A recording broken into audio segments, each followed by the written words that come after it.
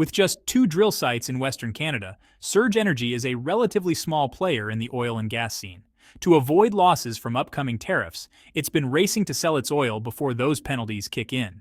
But Canada has had enough. That's why the message from Ontario's leadership is loud and clear. Until these tariffs are completely removed, there will be no backing down. "He's putting up a smokescreen," one official said. "He keeps shifting the goalpost." But the market isn't confused. It's speaking clearly, and it's collapsing faster than the American bobsled team. Welcome back. Here's what's unfolding. Ontario's premier is now threatening to halt electricity exports to the U.S. altogether. The stakes are sky high. Canada could lose a massive $19 billion each year due to a 25% tariff on most Canadian goods and a 10% tariff on energy exports.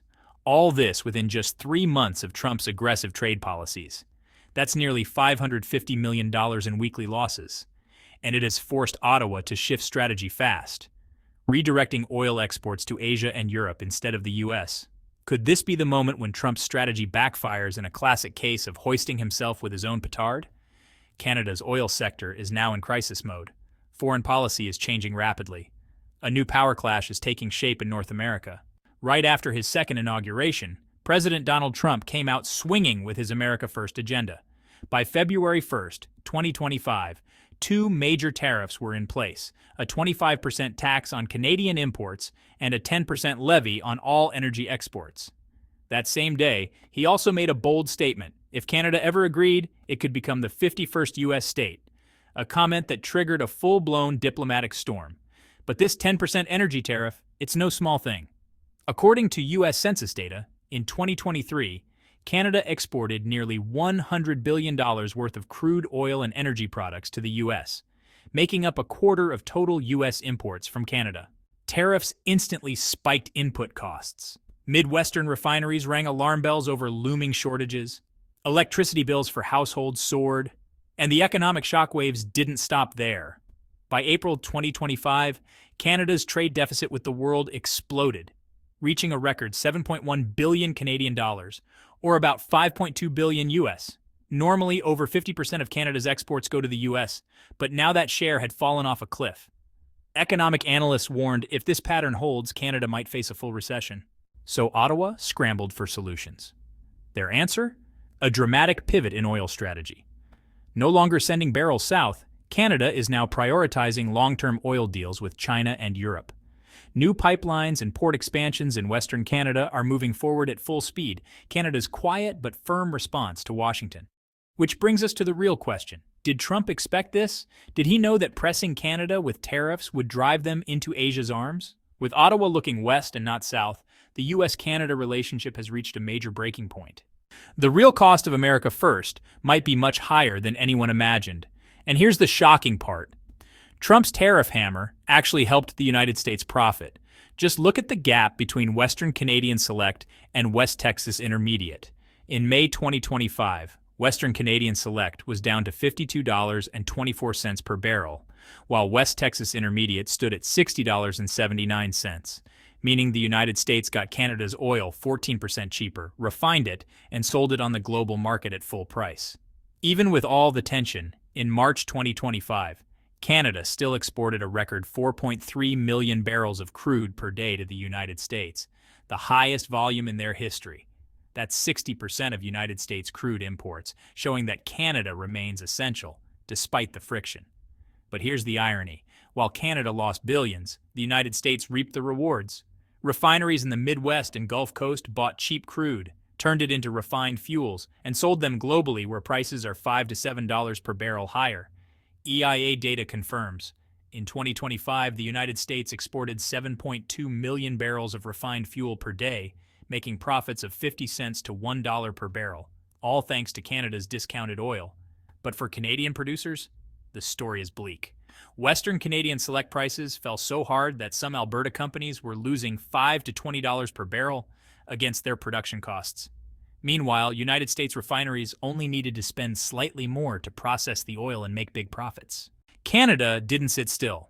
They boosted westbound exports, especially through the Trans Mountain Expansion pipeline. TMX now funnels Alberta's oil straight to Pacific ports for export to Asia. Long-term agreements have been signed with China, South Korea, and India, helping to recover part of the financial damage caused by United States tariffs. But the pivot isn't cheap.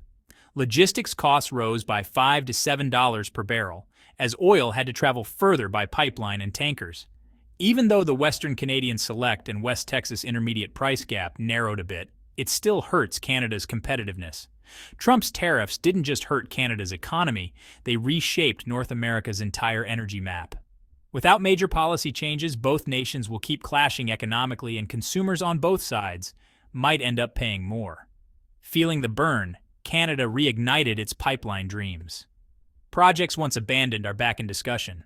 Previously, promising ideas like Energy East and Northern Gateway were shelved due to legal issues and local opposition.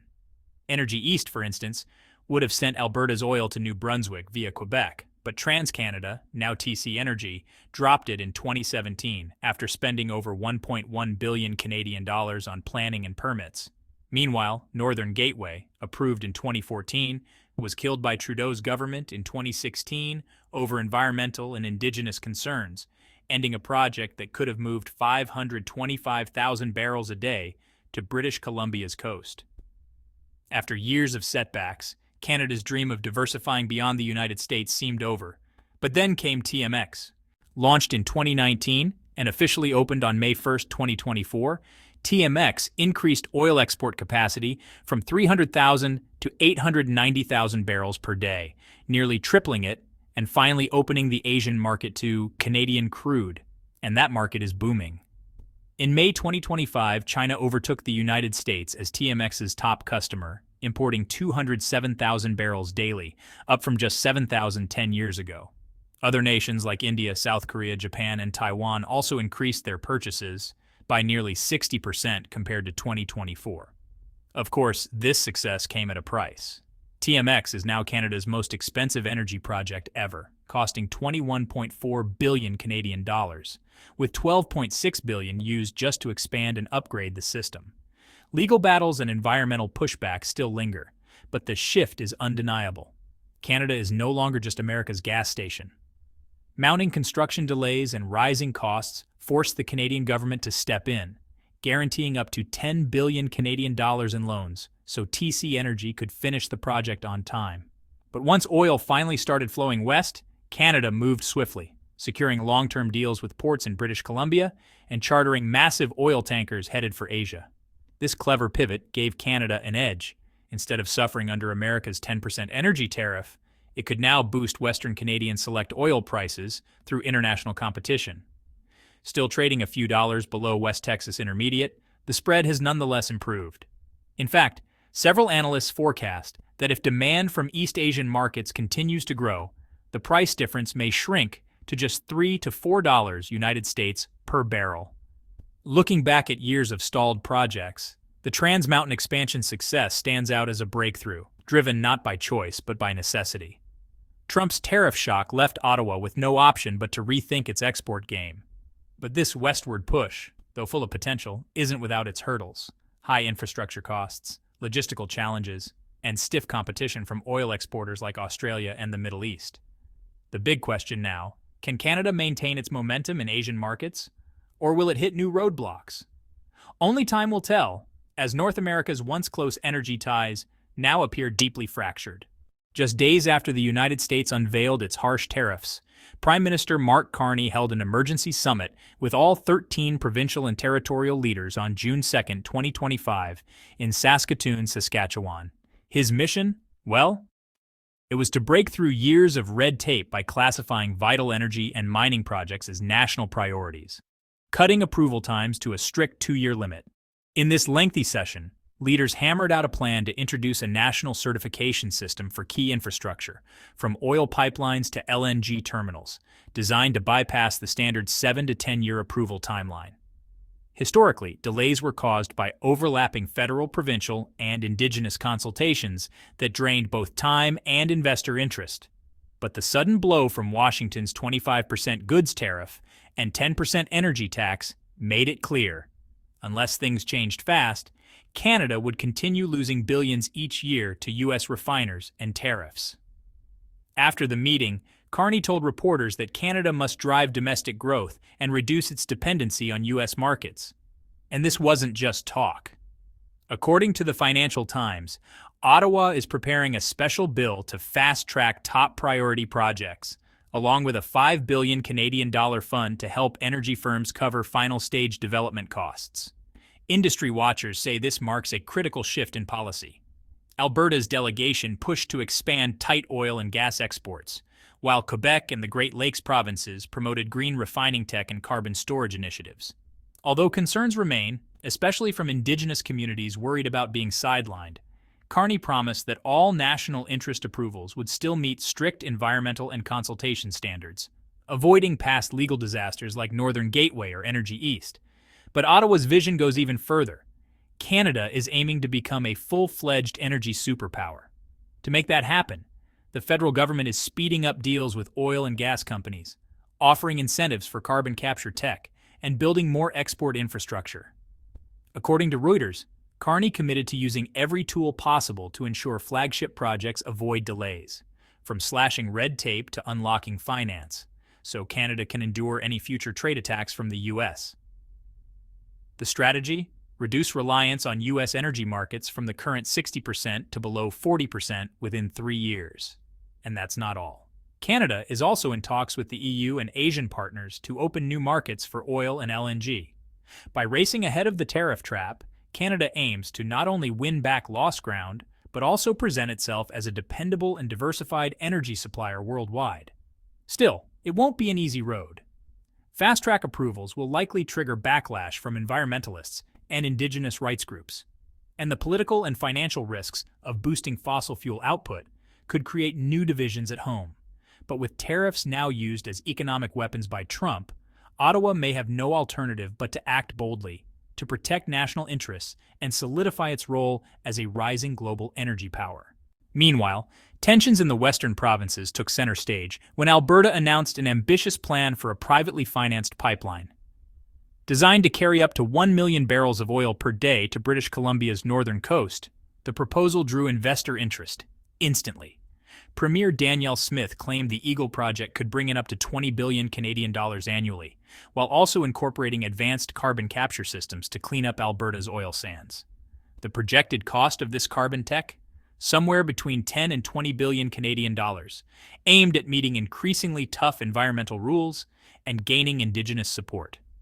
Alberta showed its seriousness during the Saskatoon summit, pledging not only access to massive private capital, but also profit-sharing options to fast-track approvals. The key objective: make sure Alberta's oil doesn't have to detour through the United States where it's vulnerable to tariffs and shifting policies. Instead, it would flow directly to Kitimat, where Asian markets are ready and waiting.